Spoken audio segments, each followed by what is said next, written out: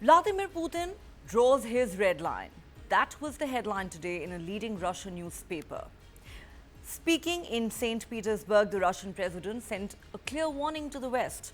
Do not allow Ukraine to use your long-range missiles to strike Russian territory. Moscow would view that as the direct participation of NATO countries in the war in Ukraine. It would substantially change the very essence and nature of the conflict.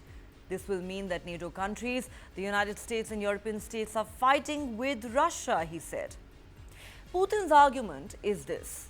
For missile launches into Russia, Ukraine would require data from Western satellites, and that only servicemen from NATO member states would be able to input flight missions into these missile systems. On many occasions in the past, the Russian president has been accused of issuing threats to the West and engaging in nuclear saber-rattling. Since the Ukraine war began in February 2022, the West has provided Ukraine with tanks, advanced missile systems, and most recently F-16 American fighter jets. This year, Russia has already accused Ukraine of using American long-range ATACMS missiles to target Crimea, the Ukrainian peninsula annexed by Russia. But from the tone of President Putin's latest remark, it is clear he believes the targeting of internationally recognized Russian territory with Western missile systems would take the conflict to a new level. However, he has not spelled out how Moscow would respond to such an eventuality. Putin said, "We will take corresponding decisions based on the threats to us that will be created." Now, in the month of June, at a meeting with the heads of international news agencies, Putin was asked how would Russia react if Ukraine was given the opportunity to hit targets inside Russian territory with weapons supplied by Europe. Here's how Putin replied. "First, we will of course improve our air defense systems. We will be destroying their missiles. Second, we believe that if someone is thinking it is possible to supply such weapons to a war zone to strike our territory and create problems for us, why can't we supply our weapons of the same class to those regions around the world where they will target sensitive facilities of the countries that are doing this to Russia?" In other words, arming Western adversaries to strike Western targets abroad is something that Moscow has been considering. Earlier this month, Russia's Deputy Foreign Minister Sergei Rybkov announced that Russia was set to revise its nuclear doctrine, the document that lays out under what circumstances Moscow may consider using nuclear weapons. He said the decision to revise the doctrine was connected with the escalation course of Russia's Western adversaries. British Prime Minister Keir Starmer is in Washington for talks with President Joe Biden. Among the issues the two leaders are expected to discuss is the question of Ukraine and long-range missiles. On his way to Washington, Starmer said, "Russia started this conflict. Russia illegally invaded Ukraine. Russia can end this conflict straight away. Western leaders will need to decide what is more important, the risk of escalation of this conflict or the need to lift restrictions on Ukraine's use of Western missiles."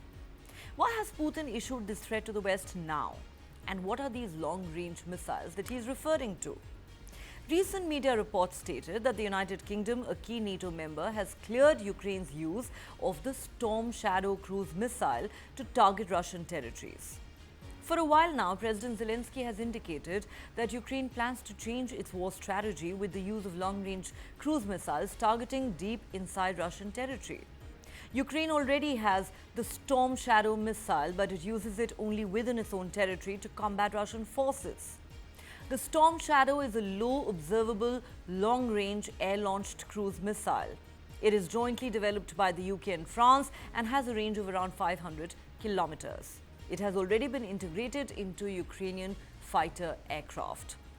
How the export of such long-range cruise missiles to Ukraine was permitted is unclear, as the Missile Technology Control Regime, or MTCR, which the UK is a founding member of, restricts the export of missiles that have a range longer than 300 kilometers and a payload capacity of 500 kilos. However, the MTCR is an informal political understanding between member states, and its regulations are not always binding. The question now is, if Ukraine gets the go-ahead to use cruise missiles to attack Russian territory, will Moscow consider the use of nuclear weapons? As we mentioned, the Kremlin has already blamed the collective actions of the West in Ukraine for Russia revising its nuclear doctrine.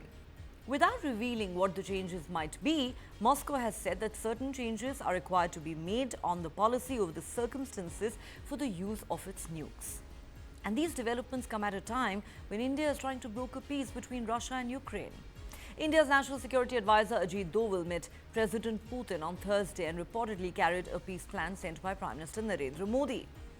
In the last 2 months, Prime Minister Modi has visited both Russia and Ukraine and told the leaders of the two countries that India is ready to play an active role in every effort to restore peace in Ukraine.